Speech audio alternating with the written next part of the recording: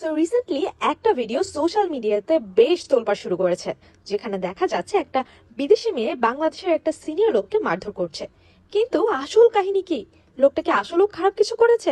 ঘটনা যেটা হয়েছে ভিডিওতে দেখা, সেই মেয়ের নাম মনিকা কবির, যে বাংলাদেশে এসে বেশ কিছু ব্র্যান্ডের সাথে কাজ করছে। পাবলিকের মতো ওর কন্টেন্ট দেখে বোঝা যায় ও কত বড় অ্যাটেনশন সিকার, কারণ ওর প্রায় সব ভিডিওতেই দেখা যায় সে উল্টো পাল্টা কাজ করে মানুষের রিয়েকশন নিচ্ছে, আর তারপর সে ভিডিওগুলো খুব ভাইরাল হচ্ছে। যাই হোক, ভিডিওতে হওয়া মেইন কাহিনীতে আসা যাক।